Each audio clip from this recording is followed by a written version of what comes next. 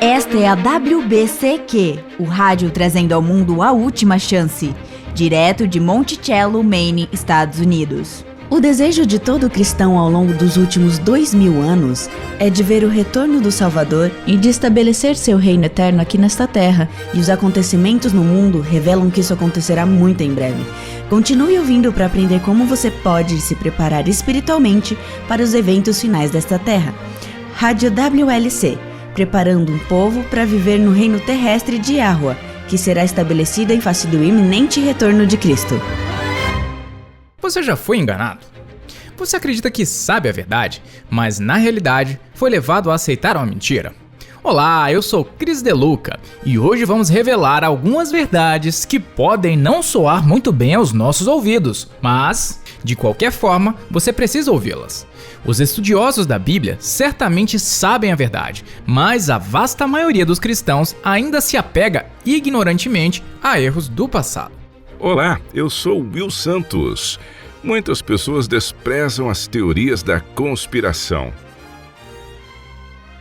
E o programa de hoje, notícia de primeira mão. O que os estudiosos da Bíblia realmente pensam sobre a Trindade.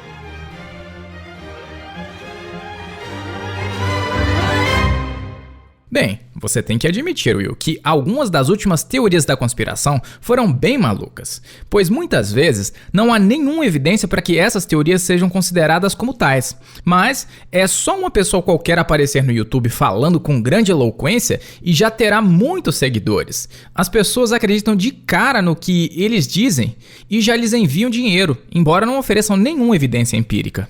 Bem, há uma razão para isso. E qual é essa razão? Eu tenho uma citação aqui que diz isso perfeitamente. Leia para nós, por favor. Ok. Uma grande mentira tem sempre uma certa propensão a alcançar credibilidade. Uma vez, as grandes massas, muito que prontamente caem vítimas de uma grande mentira do que comparado com as pequenas, visto que eles próprios muitas vezes contam pequenas mentiras em certos casos, mas teriam vergonha em criar inverdades de grandes proporções. Nunca entraria em suas mentes fabricar inverdades colossais, e eles não acreditariam que outros pudessem ter o atrevimento de distorcer a verdade de uma forma tão infame, mesmo que os fatos que provem isso possam ser trazidos claramente à sua mente. Eles ainda assim duvidariam, vacilariam e continuariam a pensar que poderia haver alguma outra explicação, pois a mentira, grosseiramente insolente, sempre deixa rastros. Mesmo depois disso ter sido consumado e chegado ao conhecimento de todos os maiores mentirosos desse mundo e por todos os que conspiraram juntos na arte de mentir. Fecha aspas. Uau! Quem disse isso? Na verdade, é uma citação de Mein Kampf, de Adolf Hitler, e que há algum fundo de verdade muito que real nesta declaração. Vamos fazer um pequeno jogo de associação de palavras. Eu direi uma palavra e você me diz qual palavra vem imediatamente à sua mente. Pode ser? Vamos lá. Ok. Faca. Sangue. Sério? Bem, eu não disse que era o seu sangue. Tudo bem. Seguindo em frente. Negro. Pelé. Ele não foi apenas um jogador, mas se envolveu com várias mulheres e tem vários filhos por aí. Eu me preocupo com você, Chris. Realmente estou muito preocupado. Tudo bem. Última. Conspiração. Teoria. Eu já esperava que você dissesse isso. Muitas pessoas hoje, quando ouvem a palavra conspiração, pensam imediatamente em teoria. Mas, uma vez que você tenha evidências suficientes, sua teoria deixa de ser uma teoria e se torna um fato. Na verdade, tem havido um grande número de ideias que as pessoas rejeitaram como sendo teorias da conspiração que eventualmente foram provadas ser factuais. Verdade? Como o quê? Bem, por exemplo, em 1890 a 1891, uma história começou a circular sobre um grande grupo de criminosos operando nos bastidores de uma maneira muito organizada. A ideia parecia tão ridícula que a maioria das pessoas simplesmente a descartava como uma teoria maluca de conspiração. Foi só em 1962, quando o famoso delator da máfia, Joe Valachi, testemunhou perante o Congresso dos Estados Unidos sobre a existência da máfia, que a teoria foi provada ser verdadeira. Isso é interessante. É difícil acreditar que a existência da máfia já foi considerada uma teoria da conspiração.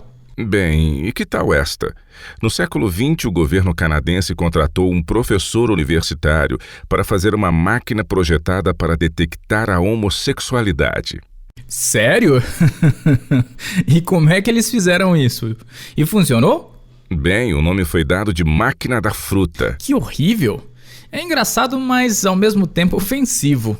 É isso. Ela media a dilatação da pupila quando imagens eróticas do mesmo sexo eram mostradas. E não detectaram nada, certo? O que eu gostaria de saber é se eles acreditaram nisso. Isso é lamentável. Por mais ridículo que pareça, a triste verdade é que eles realmente a usaram. Mais de 400 homens foram demitidos ou excluídos de cargos nas Forças Armadas, na Polícia Montada Real ou em outras áreas do serviço civil. Uau, isso não é justo. Uau, só para constar, eu sou totalmente contra essa discriminação. Somos todos pecadores e que precisamos de um Salvador. E discriminar dessa forma é a própria antítese da mensagem do amor e aceitação de Yahuwah. Sem mencionar todas aquelas passagens do Novo Testamento usadas para justificar a discriminação contra homossexuais, não é? Sim, com certeza. No grego original, o que é condenado é a pedofilia e não a homossexualidade. Leia, Chris, por favor. Ok. Aquele que dentre vós estiver sem pecado, seja o primeiro que lhe atire pedra. Obrigado. O ponto que eu quero focar é que só porque uma nova ideia parece uma coisa de outro mundo, isso não significa que ela realmente seja. Simplesmente porque um novo conceito é rejeitado como nada mais do que uma teoria da conspiração, não significa que ela seja realmente nada mais do que uma teoria. Com evidências robustas, uma teoria se torna um fato concreto. E vamos então dar uma olhada em algumas evidências de que a teoria de uma divindade trina não pode ser provada nas Escrituras. Já vimos em programas anteriores as evidências das Escrituras, e dessa forma nós não vamos entrar nisso agora. Por hoje quero compartilhar o que os estudiosos da Bíblia têm a dizer sobre a doutrina da Trindade e a base bíblica para esse ensino. Ok, mas espere um segundo.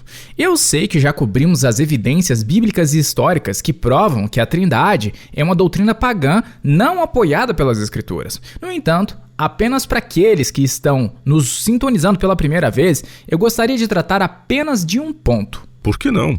E qual é? Quando a ideia de que a doutrina da Trindade não é bíblica foi apresentada a mim pela primeira vez, eu serei honesto em dizer que, inicialmente, eu a rejeitei, de pronto.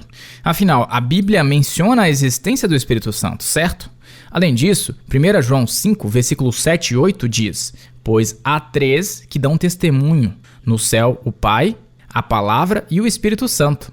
E estes três são um, e três são os que testificam na terra, o Espírito, a água e o sangue. E os três são unânime num só propósito. Fecha aspas. Como você pode ler isso e dizer que não há uma trindade? Certo. E o que te convenceu então? Bem, eu aprendi que esses versículos foram inseridos somente no século XI e não aparecem nas cópias mais antigas de 1 João. Essa passagem não pertence à Bíblia, mas que foi adicionada 1000 anos depois de Cristo. Então, eu só gostaria de deixar claro para os nossos ouvintes que nos escutam pela primeira vez que há muito sobre esse assunto e que foi escondido de nós. Simplesmente porque parece errado, não significa que esteja errado. Ouça com uma mente aberta, querido amigo, e em seguida estude por si só. Obrigado, Chris. E isso é verdade. Nesses últimos dias há muitos ventos de doutrina soprando para todos os lados. E é importante que nunca rejeitemos uma ideia apenas porque ela é nova ou parece errada. Temos que ser bereanos e estudar a verdade de uma forma pessoal. Então vamos começar com algumas passagens da Bíblia. Você poderia, Chris, abrir em 1 Coríntios 8? Como eu disse, cobrimos isso extensivamente em outros programas, mas vamos dar uma olhada em alguns textos bíblicos básicos que revelam a verdadeira natureza de Yah. Você já encontrou? Se sim, leia para nós os versículos 5 e 6 de 1 Coríntios 8. Tudo bem, diz: porque ainda que há também alguns que se chamem deuses, quer no céu ou sobre a terra, como há muitos deuses e muitos senhores, todavia, para nós há um só Deus, o Pai, de quem são todas as coisas e para quem existimos, e só um Senhor, Yahushua Cristo, pelo qual são todas as coisas, e nós também por ele. Isso é o que a Bíblia diz sobre a natureza do Criador. Ele não é um Deus 3 em 1, mas sim um. Malaquias, capítulo 2, versículo 10, pergunta: não temos nós todos o mesmo Pai? Não nos criou o mesmo Deus? Novamente, ele é um e não uma trindade. Ele não é um Deus 3 em 1, e sim apenas um. Deuteronômio 6, versículo 4. Ouve, Israel, o Senhor nosso Deus é o único Senhor. E claro, o Senhor neste caso é Yahweh. A leitura periférica diz: Yahweh é nosso Deus, é o único Yahweh. Ele não é uma unidade ou uma trindade ou mesmo 3 entidades separadas entre si. É um Deus que é o mesmo ontem, hoje e para sempre. Após o concílio de Nicéia no século IV, os que encabeçavam o cristianismo rejeitaram suas raízes monoteístas.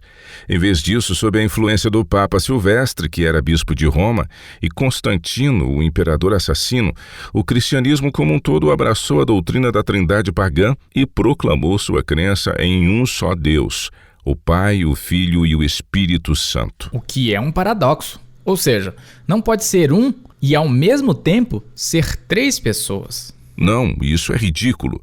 Mas sempre que as pessoas tentam envolver seus cérebros em torno do absurdo da concepção, elas são embaladas de volta ao sono ao ouvir que é um mistério alto demais para a mente humana compreender. Yahushua também ensinou que o Pai era o único Deus verdadeiro. Em João 17, versículo 3, ele disse: e a vida eterna é esta, que te conheçam a ti, o único Deus verdadeiro, e Yahushua Cristo, a quem enviaste. Na verdade, se você tem uma Bíblia interlinear, é ainda mais claro. Agostinho, um dos primeiros pais da igreja que tantos cristãos reverenciam, na realidade alterou o texto, reorganizando a ordem das palavras. Quando reorganizamos a ordem das palavras, alteramos também seu significado. O original diz: o Pai é o único que é Deus verdadeiro. Uau! Que grande diferença, hein? É sim, somos muito abençoados em nosso mundo moderno por ter várias ferramentas que nos auxiliam para estudarmos a Bíblia que temos à nossa disposição. Bíblias interlineares, dicionários bíblicos, concordâncias, todos eles nos ajudam a cavar fundo o erro acumulado de séculos de doutrinação e tradição. E muito dessa tradição entrou na igreja no século IV e depois do paganismo. Como dissemos antes, o tempo não transformará repentinamente e de uma forma mágica do que antes era um erro e agora ser considerado como uma verdade. Temos que cavar para isso. E devemos sempre lembrar que a verdade é consistente, e Yahweh não precisa de um apologista. Ele não precisa de nenhum de nós para que suas palavras sejam reveladas. A verdade atua por si só e tem poder de convencimento, e é pura e santa. Mas precisamos nos dedicar a estudá-la para conhecê-la mais e mais, e não apenas pensar que já sabemos tudo o que é necessário para sermos salvos. O que a testemunha verdadeira disse aos laodiceanos? Deixa-me localizar aqui. Apocalipse 3, versículo 14 a 19 diz: ao anjo da igreja de Laodiceia, escreve: estas coisas diz o Amém, a testemunha fiel e verdadeira, o princípio da criação de Deus. Conheço as tuas obras, que nem és frio nem quente. Quem dera fosses frio ou quente. Assim, porque és morno e nem és quente nem frio, estou a ponto de vomitar-te da minha boca. Pois dizes: estou rico e abastado, e não preciso de coisa alguma, e nem sabes que tu és infeliz, sim, miserável, pobre, cego e nu. Aconselho-te que de mim compres ouro refinado pelo fogo, para te enriqueceres, vestiduras brancas, para te vestires, a fim de que não seja manifesta a vergonha da tua nudez, e colírio para ungires os olhos, a fim de que vejas. Eu repreendo e disciplino a quantos amo. Sê, pois, zeloso e arrepende-te. Como a igreja da geração do tempo do fim, temos a luz de todas as eras brilhando sobre nós, e o céu está derramando ainda mais luz. Mas assim que entendemos que sabemos tudo e não há mais nada que precisamos aprender, muito que rapidamente caímos na armadilha de achar que qualquer nova luz estará errada, porque assim o entendemos e isso não é verdade. O orgulho espiritual é muito perigoso, e eu já passei por isso. É muito fácil reagir emocionalmente a novas ideias e descartá-las como erradas apenas porque são novas e diferentes, mas não podemos nos dar ao luxo de fazer isso. Também é importante que, quando estudamos as Escrituras, deixemos de lado todas as nossas ideias preconcebidas e leiamos a Bíblia exatamente como está escrito lá. Por exemplo, um trinitariano, lendo com óculos trinitarianos, verá a Trindade em todo o Novo Testamento. Mas não é isso que as Escrituras dizem. Pegue a palavra Theos ou Deus, conforme traduzida para o português, e claramente encontraremos referências a Yahweh no Novo Testamento cerca de 1.300 vezes. Agora, isso é bastante. 1.300 vezes a palavra Deus se refere a Yahweh, o Pai. Reserve um tempo para pesquisar esses versículos e você descobrirá que nem uma única vez essa palavra se refere ao Pai, ao Filho e ao Espírito. Nenhuma vez. Simplesmente não existe essa menção. Impressionante! Nossos preconceitos realmente distorcem nossas interpretações, não é mesmo? Você tem razão. E ainda por toda a Escritura, Yahweh, o único Deus, nosso Criador, é descrito por várias vezes como uma entidade divina singular. Ao falar de si mesmo, ele usa pronomes pessoais singulares, eu, mim, meu, eu mesmo, etc. A única sugestão de pluralidade que obtemos em toda a Bíblia é o uso do plural Elohim no Antigo Testamento ao se referir a Yahweh. Elohim é a forma plural de Eloá, que significa Deus ou poderoso. Você não disse uma vez, viu, que isso é apenas um artifício literário? Em hebraico, eles exaltariam um rei ou magistrado ou algum respeitoso indivíduo referindo-se a ele no plural. Exatamente, mas nunca no Antigo Testamento Eloá descreve um trino Deus Pai, Deus Filho e Deus Espírito Santo. Nenhuma vez. Então, novamente, é importante que deixemos de lado nossas ideias preconcebidas ao estudar as Escrituras. E os estudiosos da Bíblia sabem disso.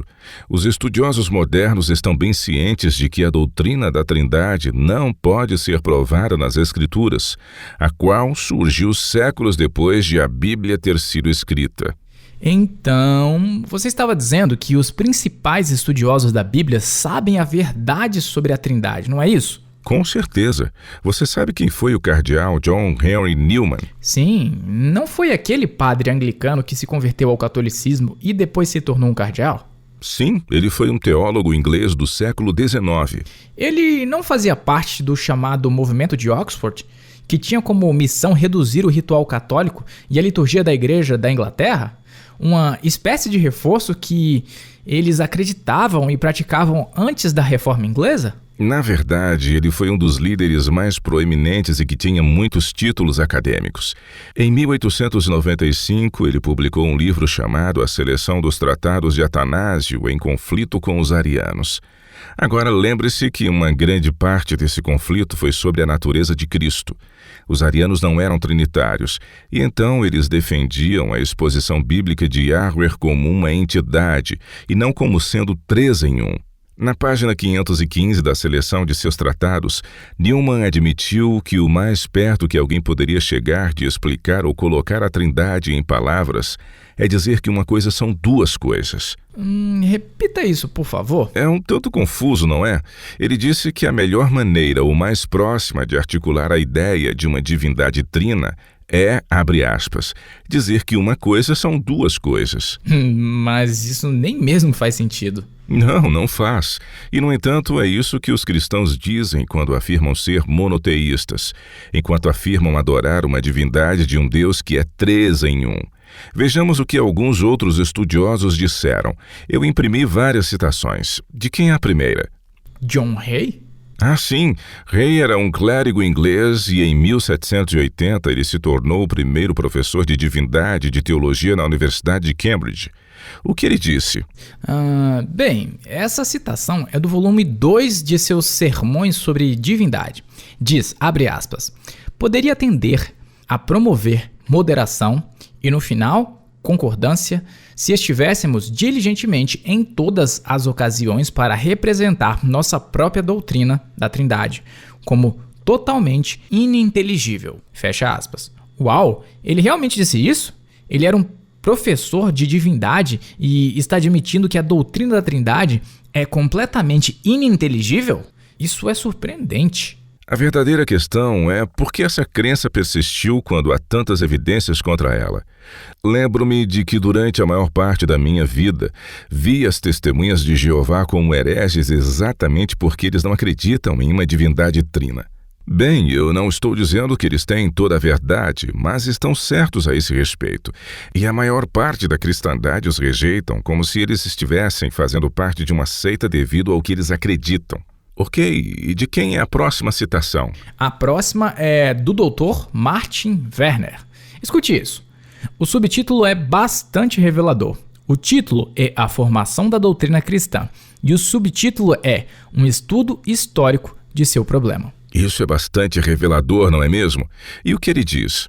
A página 241 diz: a Igreja se viu em um dilema assim que tentou harmonizar com o monoteísmo a doutrina da divindade de Jesus e da divindade do Pai. Pois, de acordo com as testemunhas do Novo Testamento, no ensino de Jesus relativo ao monoteísmo do Antigo Testamento e do judaísmo, não houve qualquer elemento de mudança. Marcos 12:29 registra a confirmação do próprio Jesus, sem qualquer reserva da suprema confissão monoteísta de fé da religião israelita em sua forma completa.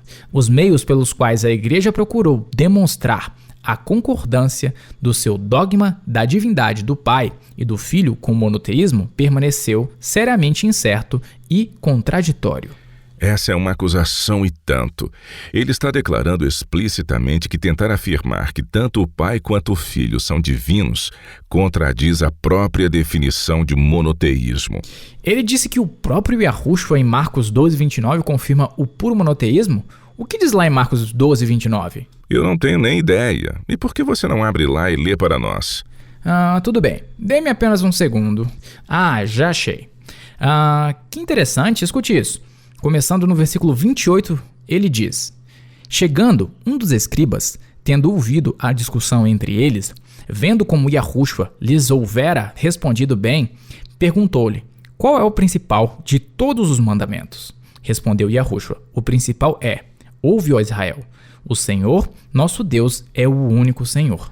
Isso é monoteísmo puro. O Senhor Yahweh, nosso Deus, é um. Aqui ele está citando Deuteronômio 6. Agora, se o Salvador fosse divino, este teria sido o lugar perfeito para que ele ensinasse esse conceito, mas ele não fez. Em vez disso, ele cita os escritos de Moisés para afirmar que existe apenas um Deus, que é Yahweh. Para ser correto, isso é tudo que ele poderia escrever. O que eu quero dizer é que não há passagens do Velho Testamento que ensinem sobre uma divindade trina comparado ao que se encontra no Novo Testamento. Verdade. E esse conceito simplesmente não existe nas Escrituras. Chris, você ainda está com a aba aberta aí no teu computador com 1 Coríntios 8, 5 e 6?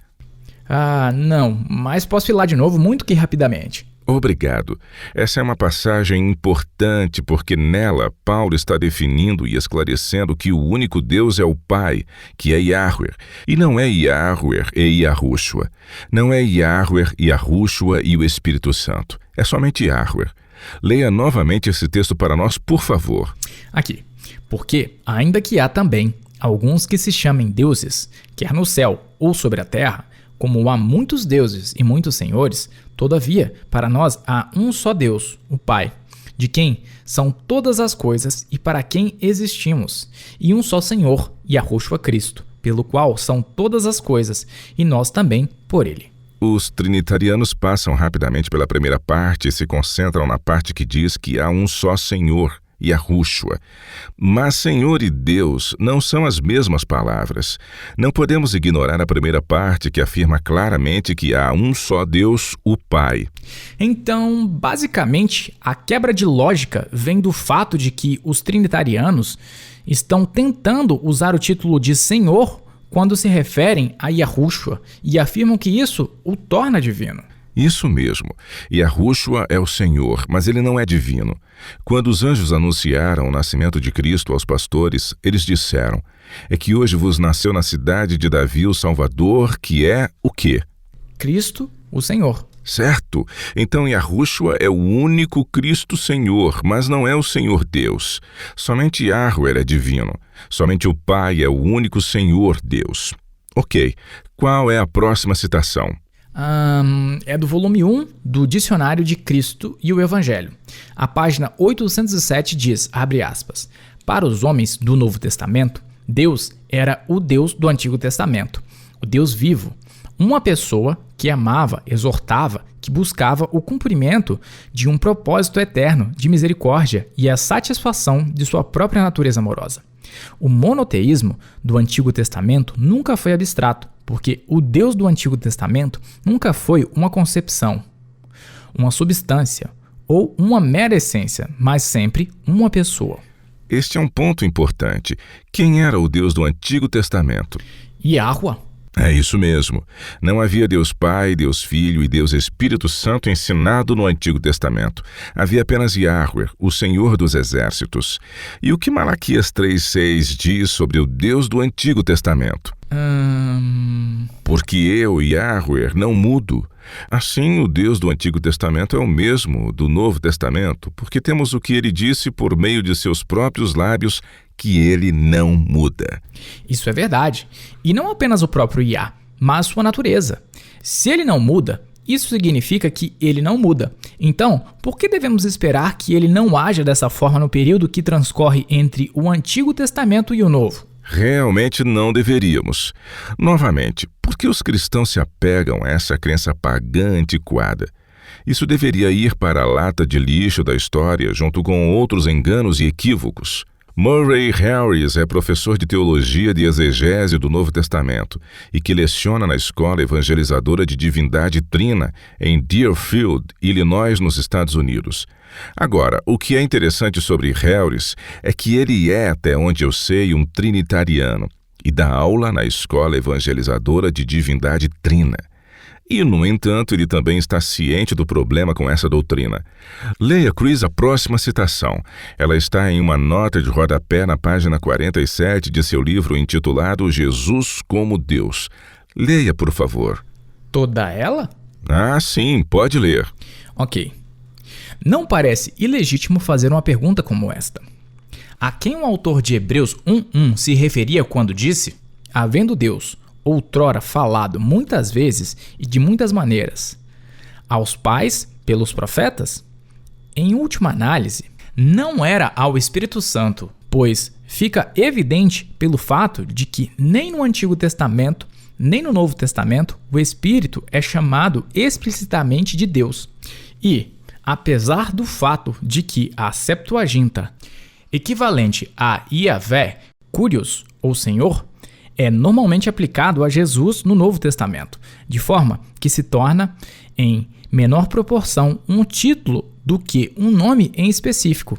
E o Theos, Deus, em Hebreus 1:1, remonta a Jesus Cristo, pois a mesma oração no grego contém, abre aspas, o Deus que falou, nestes últimos dias falou-nos, por meio do seu Filho. Neste contexto, o autor está enfatizando a continuidade de duas etapas da fala divina. Deus falou, depois falou.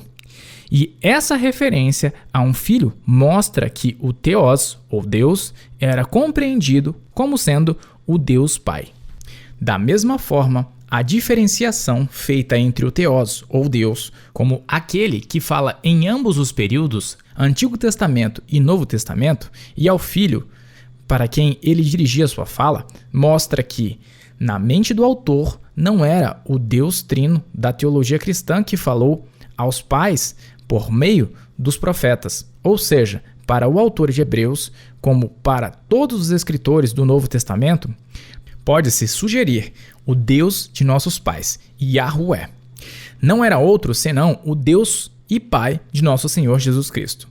Tal conclusão é inteiramente consistente com o uso regular no Novo Testamento do Theos, ou Deus. Seria impróprio que Elohim ou Yahweh alguma vez se referisse à Trindade no Antigo Testamento, quando no Novo Testamento, Theos ou Deus regularmente se refere somente ao Pai e aparentemente nunca à Trindade. Ok, tudo o que foi dito agora é muita informação, e então vamos desenrolar essa maçaroca. Helris aqui está falando do capítulo 1 de Hebreus, que começa traçando um contraste muito claro entre o pai e o filho. Eu vou ler esse verso novamente e, enquanto eu leio, eu gostaria que todos os nossos ouvintes dessem bastante atenção e percebessem de como o autor de Hebreus distingue claramente entre pai e filho, ou seja, Yahweh e Yahushua. Vamos lá. Diz, abre aspas, havendo Deus, ou Theos, outrora falado muitas vezes e de muitas maneiras aos pais pelos profetas. Observe que nada é dito sobre o filho ser igual e ter a mesma essência que o pai. Certo. E este seria o lugar perfeito para explicar sobre uma divindade trina. Mas ele não entra em detalhes sobre isso. Não, na verdade ele está enfatizando que há uma diferença entre os dois. E o que ele está dizendo é que Deus, nas Escrituras, nunca se refere a uma divindade trina. Em vez disso, sempre se refere ao próprio Yahweh. E mais tarde, séculos depois de Cristo, como a igreja abraçou filosofias e dogmas pagãos, eles impuseram a aceitação da doutrina da Trindade com a ameaça de exílio, tortura ou morte para todos os que se agarrassem ao verdadeiro monoteísmo. O Dr. Leonard Hodgson foi um suntuoso professor de divindade na Universidade de Oxford entre 1944 e 1958. A próxima citação que temos aqui é de seus escritos com o título Prática Cristã e Fé. Você poderia ler para nós? Ok. O Credo de Atanásio é um documento muito instrutivo, pois mostra que quando se tentou afirmar a fé cristã em termos da filosofia metafísica da época, tudo o que se podia fazer era estabelecer uma série de contradições e dizia que você estaria condenado se não acreditasse nelas. A primeira impressão produzida na mente ao ouvir essa doutrina cristã da Trindade é que é absolutamente incrível. Essa é uma admissão tanto bem-humorada e irônica. Ele está admitindo que a própria doutrina é tão inconsistente com as escrituras que a única maneira de aplicá-la seria por meio de ameaças de condenação eterna se as pessoas não aceitassem e acreditassem nessa nova heresia. O Shema é o que os judeus chamam de declaração da natureza de Yah, descrita em Deuteronômio 6, que fala que aquele que diz Yahweh, nosso Deus, é o único Yahweh. Bem, Bárbara Buzar, em seu artigo Orando como Jesus, o Shema tem algumas coisas interessantes a dizer. Leia a próxima citação. É muito bonita e mostra as contradições entre as Escrituras e a heresia da Trindade. Ok. A verdade é que esses credos violam o Shema. Para Jesus, o Shema era o princípio básico. Como é que se alguém chancela o credo de Jesus pode ser considerado um herege pela igreja criada? Como é que negligenciaremos, rejeitamos, cancelamos o maior de todos os mandamentos? O Senhor, nosso Deus, é o único Senhor. Deuteronômio 6:4, Marcos 12:29. O professor Les Hardin disse: aqueles de nós, na fé cristã tradicionalmente, lemos isso como uma declaração trinitária. Acreditamos que Deus é triplo, Pai, Filho e Espírito. E este versículo nos impede de acreditar que existe 3 deuses. Porém, no contexto, isso não faz muito sentido. E esta é a controvérsia teológica sobre a qual barris de tinta de impressora foram derramados. A tinta desperdiçada parece empalidecer em comparação com o sangue de muitos cujas vidas foram tiradas, porque eles representavam Deus sendo um e apenas um, o Pai. Hardin está correto ao questionar que sentido há em dizer que Deus é triplo. Almas intrépidas ao longo dos séculos tiveram coragem de questionar essa lógica. Alguns viveram para escrever sobre isso. Estamos dizendo que o mestre da logística, aquele de quem toda inteligência emana, na verdade, valida uma teoria ininteligível sobre quem ele é? Sério? Nada dessa confusão, certamente nada de perseguição e martírio teria ocorrido se os crentes tivessem se apegado à verdade de 1 Coríntios 8,6. Para nós há um só Deus, o Pai. Ou se a igreja tivesse se lembrado das palavras de Yahushua em Marcos 12, versículo 29. O Senhor, nosso Deus, é o único Senhor.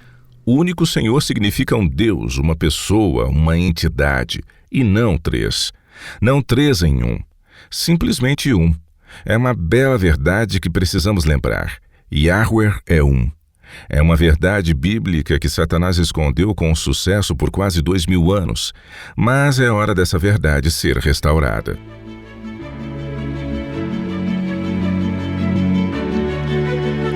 Você está ouvindo a Rádio World Last Chance, na WBCQ, na frequência de 9.330 kHz. Na faixa de 31 metros. Rádio World Last Chance, preparando um povo para o breve retorno do Salvador. A pergunta de hoje na nossa caixa de mensagens diárias está chegando até nós da cidade Rosa. Você consegue adivinhar de onde é essa cidade, Will? Jaipur, Índia. Não, sério? Por que você chutou Jaipur? Bem, ela é conhecida como uma cidade rosa. Aparentemente, em 1876, toda a cidade foi pintada de rosa para dar as boas-vindas ao marido da rainha Vitória, o príncipe Albert, que estava visitando a cidade. Desde então, ela é conhecida como a Cidade Rosa. Eu não sabia disso. Bem, estou falando de outra cidade rosa, que é uma cidade francesa. Não faço ideia. Paris? Paris gay? Errou de novo. O nome é Toulouse, uma bela cidade com mais de 2000 anos que foi construída com tijolos claros e é daí que vem esse nome. Ana Léa de Toulouse escreve: só recentemente que descobri suas transmissões e as tenho ouvido sempre que possível. Meu comentário e pergunta tem a ver com orações a Maria. Sei que muitos protestantes afirmam que orar a Maria é o mesmo que orar a um ídolo.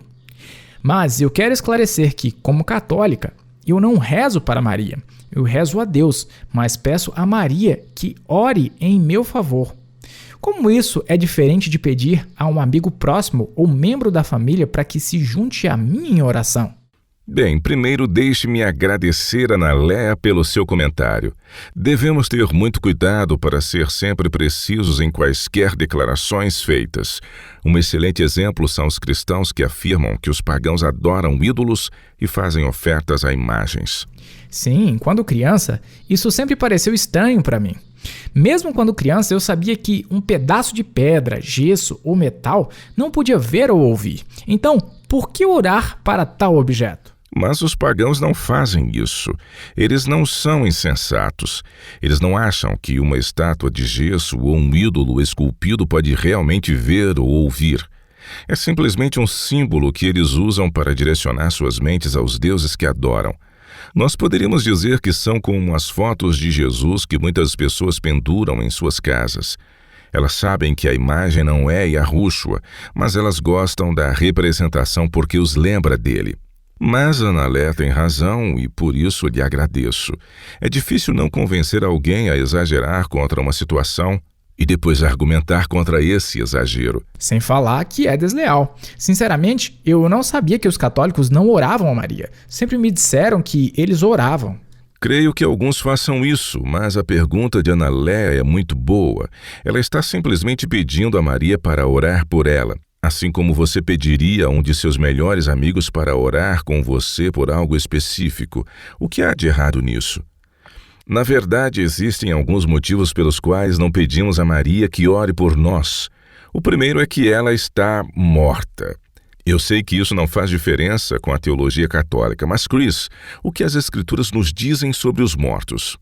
Eclesiastes 9, versículos 5 e 6 diz: porque os vivos sabem que hão de morrer, mas os mortos não sabem coisa nenhuma, nem tampouco terão eles recompensa, porque a sua memória jaz no esquecimento. Amor, ódio e inveja para eles já pereceram. Para sempre, não têm eles parte em coisa alguma do que se faz debaixo do sol. Obrigado. Existem outros versículos da Bíblia que deixam claro que não há consciência após a morte, mas esse é um dos mais claros. Não teremos tempo de dar uma olhada em todos eles agora, mas existem artigos e vídeos em nosso site e no YouTube que abordamos sobre isso com bastante profundidade. Também já gravamos 1 ou 2 episódios de rádio sobre esse tema, e dessa forma os nossos ouvintes poderão procurar por esses assuntos na internet. Mas tem mais. As Escrituras deixam claro que apenas Yahushua é o mediador entre Iá e o homem. Agora, Maria era obviamente uma mulher muito devota. Ela não teria sido escolhida para gerar o filho de Iá se não fosse uma mulher que tivesse condições para isso. Ela amou e honrou Iá, e Iá honrou fazendo dela a mãe de seu filho. E mesmo assim, ela era humana. Você diria que Maria era mais próxima de Yahushua do que qualquer outra pessoa? Ela era sua mãe. É claro que eles compartilharam um relacionamento amoroso em algumas oportunidades que estão registradas nas Escrituras depois que ele se tornou adulto. Mas o que devemos lembrar é que a relação de Yahushua com Maria tinha 2 aspectos. Primeiro, o vínculo biológico familiar. Ela era sua mãe e ele era seu filho. No entanto, o segundo aspecto revela um vínculo muito mais estreito, pois ele era seu Salvador. Só porque ela era sua mãe não muda o fato de que ele ainda era seu Salvador. O vínculo mais próximo entre eles era Yahushua sendo seu Salvador, ao invés de ela ser sua mãe. Abra em Marcos capítulo 13 e vamos dar uma olhada em como Yahushua esclareceu seu relacionamento com Maria. Desça até o final do capítulo e leia os versículos 31 a 35. Esta é uma passagem importante porque esclarece em que nível qualquer pessoa, incluindo Maria, pode ter um relacionamento íntimo com o Salvador. Você já encontrou? Se sim, leia para nós, por favor. Ok. Nisto chegaram sua mãe e seus irmãos, e tendo ficado do lado de fora, mandaram chamá-lo. Muita gente estava assentada ao redor dele e lhe disseram: Olha, tua mãe, teus irmãos e irmãs estão lá fora à tua procura. Então ele lhes respondeu dizendo: Quem é minha mãe e meus irmãos? E correndo o olhar pelos que estavam assentados ao redor, disse: Eis, minha mãe e meus irmãos. Portanto, qualquer que fizer a vontade de Yahuwah, esse é meu irmão, irmã e mãe. Então, aqui temos a base sobre a qual repousa o relacionamento de qualquer pessoa com Yahushua. Aqueles que fazem a vontade de Yah são seus irmãos, suas irmãs e sua mãe. É cooperando com ele no cumprimento da vontade divina que nos ligamos ao Salvador. Agora eu gostaria que você abrisse em Hebreus 10. Este é outro motivo pelo qual não precisamos orar a Maria ou por intermédio dela, ou mesmo pedir para que ela ore por nós. O sacrifício de Yahushua nos dá acesso direto ao Pai.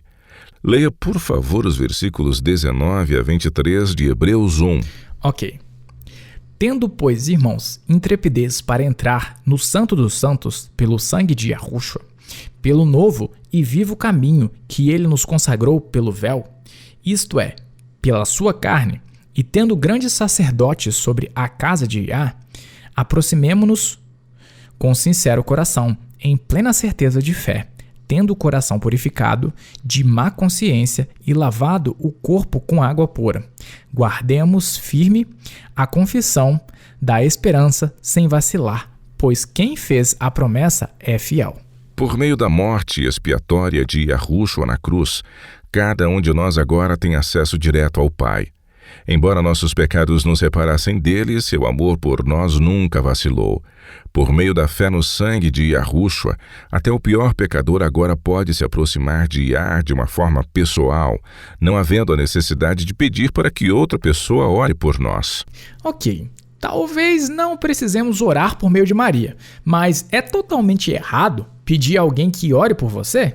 O que eu estou querendo dizer, e você tem que admitir, algumas pessoas parecem obter mais respostas às suas orações do que outras. As pessoas que obtêm mais respostas às suas orações são aquelas que aprenderam a orar muito especificamente em vez de pedir sempre de uma forma generalizada. A oração é uma ciência, e quem quiser aprender mais poderá ler nossos artigos sobre esse assunto, assim como assistir aos nossos vídeos ou ouvir nossos programas anteriores sobre o assunto. Mas mesmo assim, Yahweh nos ama tanto que ele leva em consideração que somos simplesmente humanos, fracos, falhos. Somos pó. Sim, somos pó. Mas o Pai leva isso em consideração. Abre em Romanos 8 para nós e leia os versículos 26 e 27. Eu amo todo este capítulo, mas esses 2 versículos em particular são especialmente reconfortantes. Tudo bem, diz. Também o Espírito semelhantemente nos assiste em nossa fraqueza, porque não sabemos orar como convém, mas o mesmo Espírito intercede por nós sobremaneira, com gemidos inexprimíveis. E aquele que sonda os corações sabe qual é a mente do Espírito, porque segundo a vontade de Yah é que ele intercede pelos santos. Em outras palavras, o próprio Yahweh nos ensina como orar de uma forma que lhe autorize a responder às nossas orações. Isso é o quanto ele nos ama e está disposto a ouvir e responder às nossas orações. Como é bom saber disso. É bastante reconfortante. Eu sei, por minha própria experiência, que eu senti que, às vezes, minhas orações não estavam sendo atendidas porque eu simplesmente não estava usando as palavras certas ou implorando com toda a força do meu ser. Você disse, Will, que as pessoas cujas orações são mais respondidas aprenderam a orar? O que você disse? Que elas oram especificamente. Muitas vezes as pessoas têm tanto medo de pedir qualquer coisa que não seja a vontade de Yah, que oram tão amplamente e fazem pedidos tão abertos, que mesmo quando Yah as responde, elas não conseguem identificar como sendo respostas às suas orações. Sim, mas isso é difícil. É uma coisa assustadora ir contra a vontade de Yah, não é? Mas você não acha que Yah sabe o que está no seu coração? Ele não vai recompensar a fé de seus filhos dando-lhes algo que os prejudicaria. Vamos lá para Mateus 7. Eu quero que você leia os versículos 8 a 11. Se isso não lhe dá confiança para orar especificamente, não sei o que te dará. Ok. Pois todo o que pede, recebe. O que busca, encontra. E a quem bate, abrir-se-lhe-á. Ou qual dentre vós é o homem que se porventura o filho lhe pedir pão, lhe dará pedra? Ou se lhe pedir um peixe, lhe dará uma cobra? Ora, se vós que sois maus, sabeis dar boas dádivas aos vossos filhos, quanto mais vosso Pai, que está nos céus, dará boas coisas aos que lhe pedirem? Peça ao Pai o que você precisa e o que você deseja.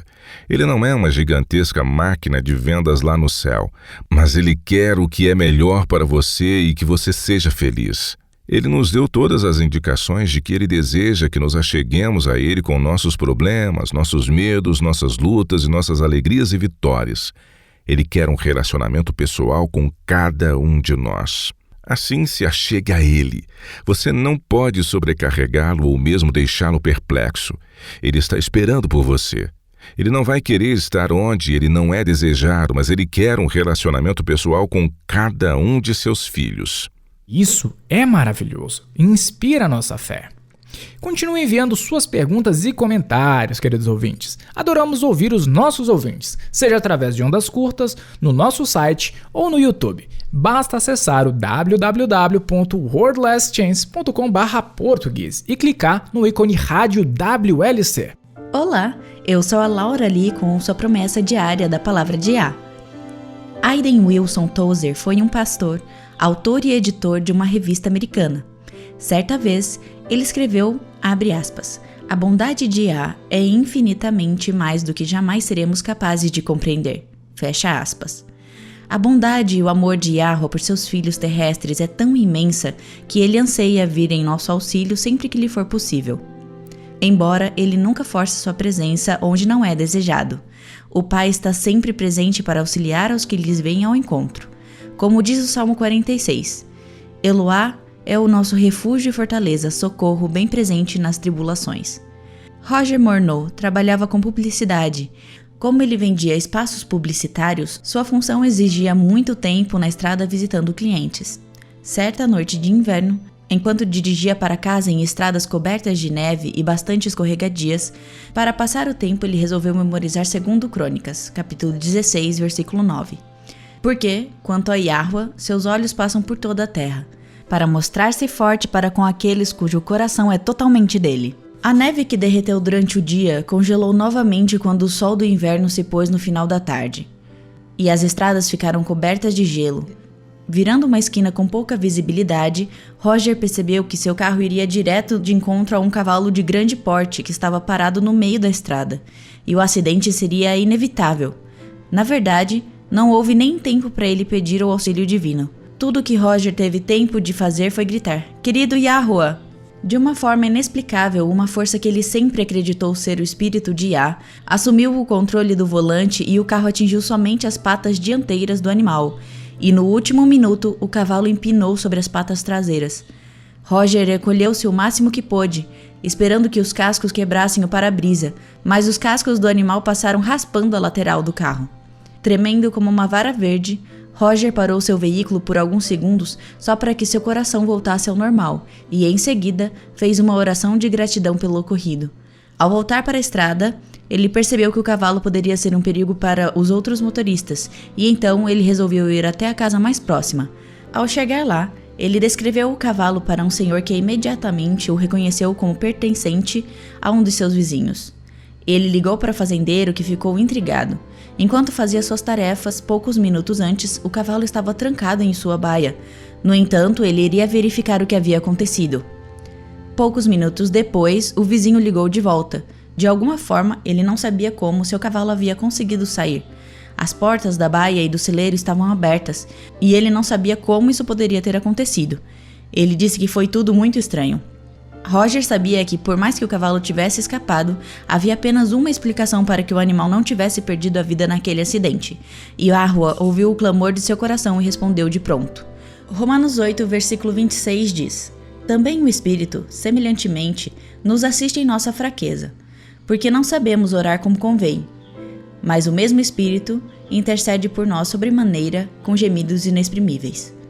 Se você se sente em perigo e precisa de auxílio, se você está com inúmeros problemas que nem sabe pelo que orar, saiba que aquele que abrir o coração a Yah, esse será ouvido e atendido. Recebemos grandes e preciosas promessas. Vá e comece a reivindicá-las.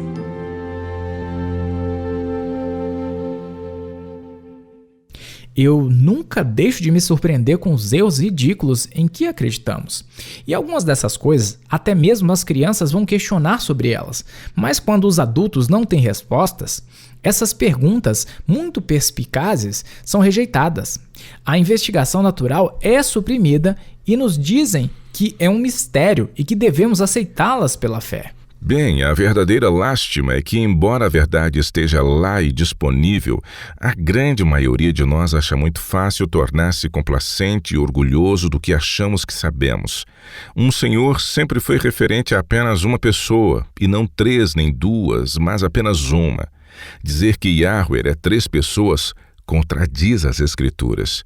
Bem, o que realmente se resume ao que estou vendo é o seguinte: vamos aceitar a palavra de Yah exatamente como está escrito, assim como o seu Espírito inspirou os escritores da Bíblia? Ou vamos impor nossa própria perspectiva de influência pagã sobre as palavras das Escrituras? Não tem como as Escrituras serem mais claras do que isso quando ela diz que há apenas um Deus verdadeiro, que é Yahua. Como Paulo disse em 1 Coríntios 8, versículo 6, para nós cristãos há um só Deus, o Pai. Teria sido lugar propício para ser explicado sobre uma divindade trina, mas ele não o fez. Perceba que as verdades das Escrituras são compostas por multicamadas, e elas nos ensinam as verdades que precisamos saber para que sejamos salvos. Mas, mais do que isso, elas devem nos preparar para os dias que à frente estão. Conhecer a verdadeira natureza de Yah e a verdadeira natureza humana do Salvador é vital. Revela de uma maneira totalmente nova o amor do Pai, bem como nuances do plano da salvação que perdemos se presumirmos que Yahushua era divino. Outra razão pela qual acredito ser importante estudar por nós mesmos e o saber a verdade é que as desilusões de Satanás nos dias que virão serão construídas sobre as mentiras que ele fez com que todos acreditassem. Ele construiu todo este arcabouço gigantesco de erros com base nas mentiras que ele vem propagando nos últimos 6.000 anos. Então, se queremos estar seguros, precisamos nos humilhar e admitir que não sabemos tudo e começar a estudar. Sim, nos humilhando. Nós não gostamos de fazer muito isso, não é verdade? Gostamos da segurança que sentimos quando pensamos que sabemos tudo. Gostamos desse sentimento sutil de superioridade. Mas, acima de tudo, gostamos daquela sensação de segurança quando dizemos a nós mesmos que conhecemos toda a verdade que precisamos para a nossa salvação. Mas nós realmente não sabemos, e é por isso que o céu está derramando novos raios de luz. Sei que esse assunto é delicado nos círculos cristãos, pois fomos criados desde pequenos para acreditar em uma trindade e a orarmos a Jesus. Quando criança, nossas primeiras orações foram dirigidas a Ele. Cantamos sobre seu amor e seu sacrifício. As palavras atemporais da doxologia terminam com louvado seja o Pai, o Filho e o Espírito Santo. E ainda em tudo isso, a verdade sobre Yahweh, seu amor infinito pelos pecadores e os sacrifícios que ele fez, se perdem em toda a adoração que recai sobre o Filho. E esse mal entendido sobre o papel de Yahushua, bem como sua natureza, nos prepara para os enganos de Satanás no tempo do fim. Você diria que os cristãos cometem idolatria no decorrer de suas vidas ao venerarem o Salvador? Com certeza, porque não é apenas mostrar respeito, amor e gratidão. É dar a ele a adoração que é devida somente a Yahweh. Idolatria é definida como mais do que apenas a adoração a ídolos, mas também inclui em sua definição a devoção cega ou excessiva a alguma coisa. Bem, quando você muda seu foco e sua devoção do único Deus verdadeiro, Yahweh, o que você está fazendo? Cometendo idolatria. Certo. Eu não me importo para quem você está mudando seu foco, pois é isso que você está fazendo. Para encerrar, eu gostaria que você lesse a acusação de Paulo a Timóteo. Embora tenha sido escrito para Timóteo, as palavras se aplicam igualmente a todos nós. E enquanto você lê, Chris, eu gostaria que você observasse a descrição de Yahweh dada aqui. Isso se aplica somente a Yah e nunca a Yahushua. Ele ressalta a natureza de Yahweh como o único Deus verdadeiro. Qual versículo? 1 Timóteo capítulo 6, versículos 12 a 16. Leia-os para nós, por favor, assim que você os encontre. Diz: combate o bom combate da fé. Toma posse da vida eterna, para a qual também foste chamado, e de que fizeste a boa confissão perante muitas testemunhas. Exorto-te perante Deus, que preserva a vida de todas as coisas, e perante Cristo e Yahushua, que diante de Pôncio Pilatos fez a boa confissão, que guardes o mandato imaculado e irrepreensível até a manifestação de nosso Senhor Yahushua Cristo, a qual, em suas épocas determinadas, há de ser revelada pelo bendito e único soberano, o Rei dos Reis e Senhor dos Senhores, o único que possui imortalidade, que habita em luz inacessível, a quem homem algum jamais viu, nem é capaz de ver. A ele honra e poder eterno. Amém. Essa é nossa responsabilidade, que é de combater o bom combate da fé, conquistando a vida eterna. E fazemos isso quando aceitamos pela fé a palavra de Yah dada a nós, assim como está escrita. Amém. Amém. Junte-se a nós novamente amanhã, e até lá. E lembre-se, Yahuwah te ama, e ele é digno de confiança. Você ouviu a rádio WLC. A World Last Chance está comprometida em levar o evangelho do reino de Yah a todo mundo. Profecias e eventos atuais indicam que o Salvador retornará em um futuro bem próximo, e após a sua vinda, os santos serão brindados com a imortalidade, e o reino de Yah será estabelecido aqui nesta terra. Não há tempo a perder. Aceite hoje o dom da salvação e permita que Yahuwah o cubra com a justiça de Cristo.